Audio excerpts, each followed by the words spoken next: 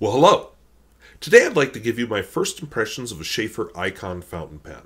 Now, if you remember back, I did a Waterman Allure and a Parker Vector XL, and I mentioned that, yeah, I bought several pens with YouTube money, one single check, and I thought I'd just do a whole bunch of low-cost pens. So I was able to get 5 pens. So I'm just continuing that series. Last week I did the Kylo Ren, and next week I'm going to do the last of the pens, and then I'll do a video kind of following it all up. But anyway, Sheaffer Icon. So let's take a look at it. Alright, so this is my Sheaffer pen. It arrives in this nice slip cover.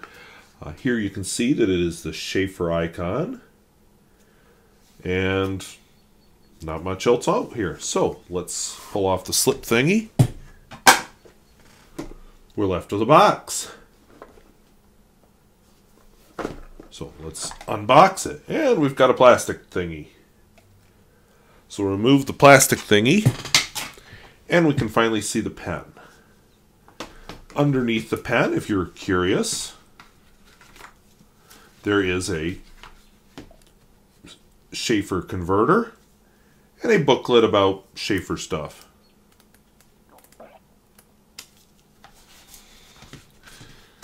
And I will probably never use the box again.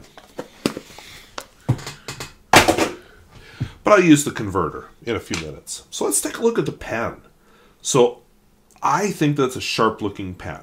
Reddish, a little bit of sparkle in the red. I don't know if you can make it out. Probably not under my god-awful lighting. But we got a double cap band. On the finial we've got a dot. We've got Sheaffer very subtly put here. And here we've got a white dot and red and all kinds of junk. And nothing on the other finial. Open it up. Looks a lot like a Sheaffer Taranis. I used to own one, but I gave it away, so I can't compare. But that is a tiny little nib. Unscrew it.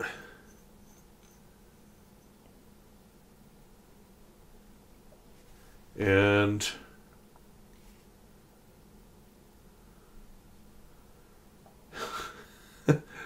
okay, surprise, an opened Sheaffer converter inside the pen. So in other words, this pen is apparently inked up, and I didn't ink it up.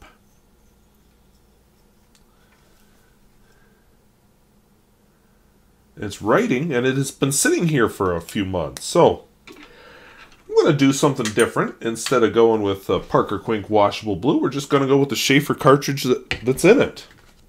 One thing this tells me, though, is that this must have a pretty good seal. Alright, so this is a Sheaffer Icon with a fine nib. We have Sheaffer script blue. I'm not sure how they spell script. I wasn't expecting a cartridge that was already in use. So we'll just call it Sheaffer blue. And I have to say, you know, this pen has been sitting here for a few months, and who knows how long at the store, and I honestly am impressed that it's still writing after that long. As far as flex, definitely not a flex nib. In fact, it's a very feedbacky nib. I'm not super in love with it. I think this is a good daily writer type of pen. Probably. Wetness and flow. I am impressed by the seal on that cap, though. But I think I have either returned merchandise here or I don't know what. I've never had this happen before. Smear test.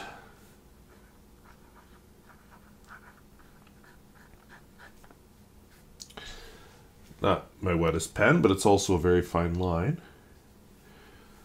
Reverse writing.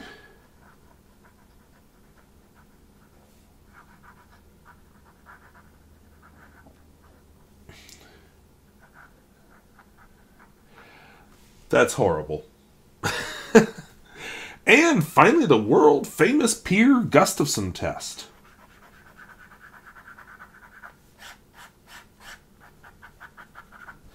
All right, impressive, especially when you consider how long this pen has sat here,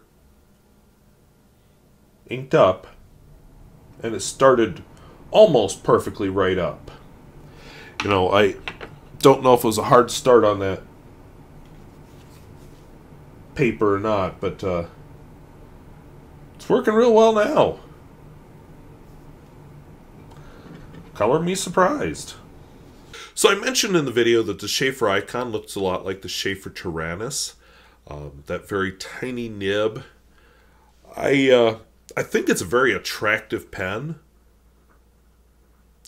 I think it's very comfortable to hold. Has a very nice weight, a very nice shape, but just nothing objectionable about it. And when I cap it, very satisfying click. Okay. So the problem with the pen is writing with it is not that great. It's a very fine nib. I think if the nib were a little broader, I might like it better. I just, this isn't a fun pen to write with. I mean, it's not bad. It's just not great. And, you know, I was so impressed with the Waterman Allure and the Parker Vector, and this is kind of a deal. I think it's because the nib is so fine. I think if the nib was just teeny bit broader, I'd like it better. I don't like extra fines usually, and that's where this pen seems to feel to me. So that's where I'm at. It just feels a little scratchy. Now it is nice when you're writing on low quality paper, because it doesn't feather, because as you saw with my little smear test, there's just not a lot of ink there. So I guess that's good. Maybe it's designed for an American market. I don't know. But, yeah, the writing left a little bit to be desired. I won't abandon all hope in the model because I feel like I could like it with a broader nib. So maybe if I ever get a chance to try a broader nib, I will. But aesthetically, I think it's well done. In everything else but the nib, I think it's very well done. That cartridge of Sheaffer Script Blue was... What? I've never had that happen. I have never bought a pen new with a cartridge already installed. So I think kudos to Sheaffer, not for that, but for the fact that the pen wrote after who knows how long just sitting there. So one more test I'd like to do. Yeah, that slipped over my slightly thick collar perfectly. So definitely passes the pocket test. So I'm not sure what the future of this pen is. You know, give me time. I'm going to do a comparison video of all 5 of the low-cost pens that I bought. I'll probably try another ink in this by then. And we'll just see. But for now, quality feel, quality look, comfortable to hold, great for everything except writing. Awkward.